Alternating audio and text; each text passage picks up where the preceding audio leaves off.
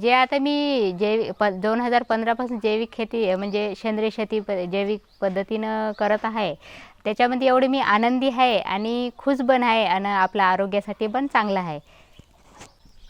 नमस्कार, माझं नाव योगिता गजानन धुर्वे. माझ्या गावाचं नाव आहे रामपूर, तालुका घाटंजी, जिल्हा यवतमाळ. मी 2015पासून जैविक शेती करत आहे.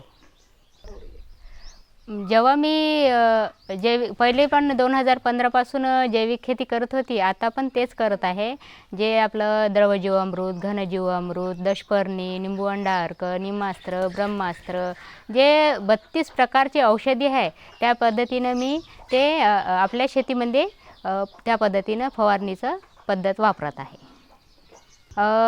रासायनिकपासून कसं शरीराची पूर्ण झीज होत होती. जे फवारणे आहे ते आपल्या शरीरामध्ये पण इन्फेक्ट होत होतं त्याचंवालं काहीतरी, आणि परिणाम बी दिसून येत होते.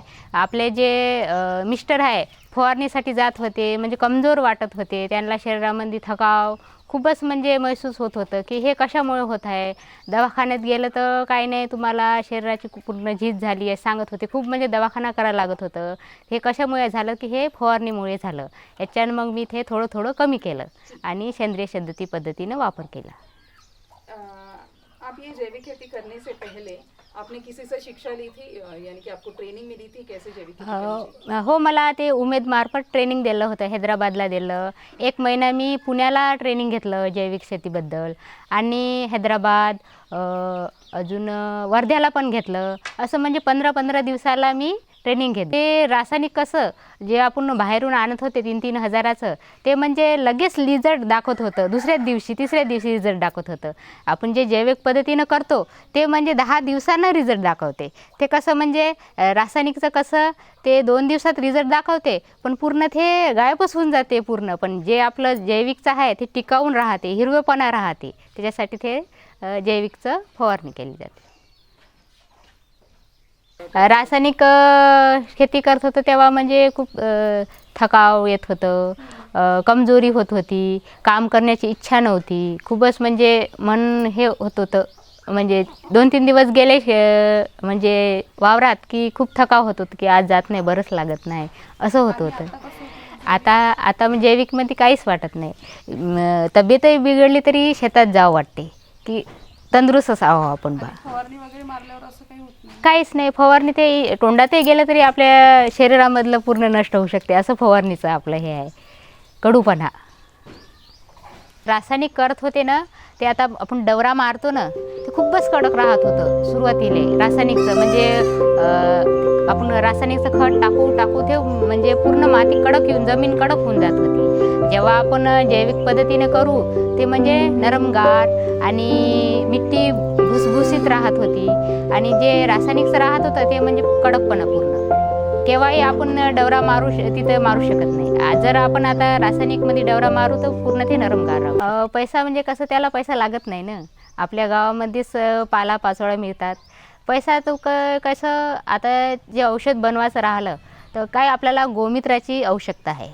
आपल्यापाशी गाई आहेच, गाईचं गोमूत्र आपण पकडू शकतो, आणि त्याच्यामध्ये गूळ बेसन लागतात. ते तेवढं तर करू शकतो ना आपण. त्याला पैसा लागत नाही जास्त. तेवढं मेहनतच आहे याच्यात करण्यात, दुसरं काहीच नाही. आपको कितनी एकड़ की खेती है अभी? 5 एकर. कौन कौन सी?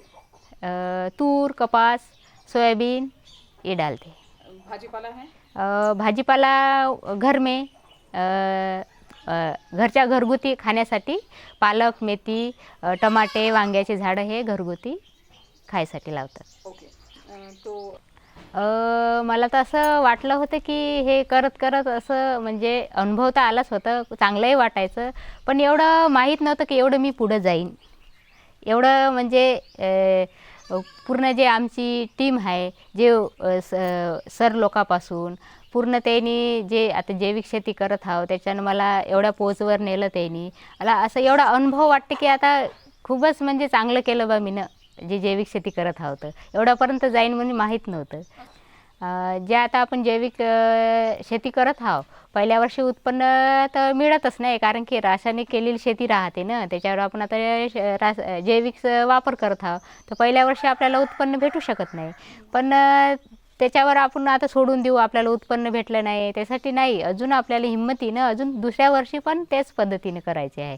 दुसऱ्या वर्षी पण थोडं उत्पन्न वाढू शकते तर मग अजून आपल्याला अनुभव येते, म्हणून तिसऱ्या वर्षी पण ते जैविक पद्धतीनं आपण उत्पन्न घेऊ शकतो आणि आपलं जे जैविक उत्पन्न आहे ते म्हणजे कमी खर्चामध्ये उत्पन्न मिळू शकते. तो आगे जाके आप क्या क्या बदलाव लाना चाहते हैं? आता समोर चालून तर असं प्लॅनच आहे, गहू चणा टाकून आता जैविक पद्धतीने आपण विक्री करावं. समोर चालून विक्री झाली पाहिजे. आपण जैविक पद्धतीनं तर करत आहोत पण याची आपल्याला हे नाही ना, विक्री करण्यासाठी आपल्याला भाव मिळत नाही कुठं. आपण जैविक खेती तर करत आहोत पण त्याला भाव नाही आहे.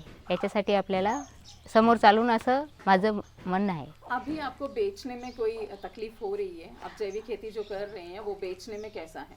हाँ, वो कैसे बेचते हैं, यानी कि नॉर्मल मार्केट में भेजते हैं या कोई ऑर्गेनिक लेने वाला आके आप ले आता जे आता माल निघते आपल्याला जैविकचा तर आपल्याला बाहेर जाऊन जिल्ह्यामध्ये विकावं लागते, कारण की इकडे आपल्या इकडे घेणारा कोणी नाही ना. त्याला माल म्हणजे मुंबई अशा शहरामध्ये जाऊन आम्हाला माल विका लागत आहे.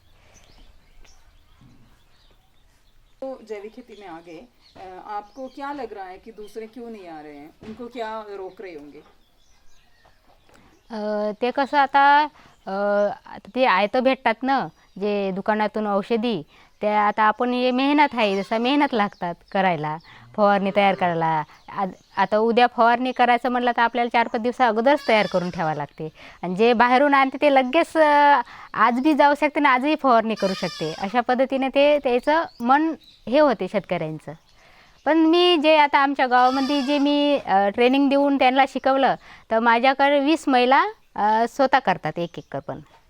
ये आगे कैसे हम ले जा सकते हैं, यानी कि इन सबको, यानी कि लोगों को जैविक खेती में लाने के लिए आप क्या क्या कर सकते हैं? त्यांना म्हणजे एकट्ठा करून पूर्ण शेतकऱ्यांना माहिती देऊन, त्यांना डेमो दाखवून, त्यांना प्रशिक्षण देऊन, खूप म्हणजे त्याच्या डोक्यामध्ये भरलं पाहिजे अशा पद्धतीने आपल्याला शिकवण देऊन, त्यांना ट्रेनिंग देऊन त्यांना सांगावं लागतं.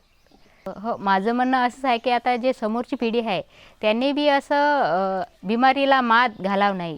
त्याच्यासाठी आपल्याला जैविक खेती त्यांना पण असं आपल्याला आपल्या मुलांसाठी, समोरच्या पिढीसाठी असं शिकवण देऊन आपल्याला त्यांना पण सांगावं लागेल की आपल्या बिमारीला समोर चालून आपलं हे असं फवारणीचं रासायनिकचं पूर्ण हे झालं नाही पाहिजे, असं मी समोर चालून लेकरांना पण मार्गदर्शन करेन. धन्यवाद.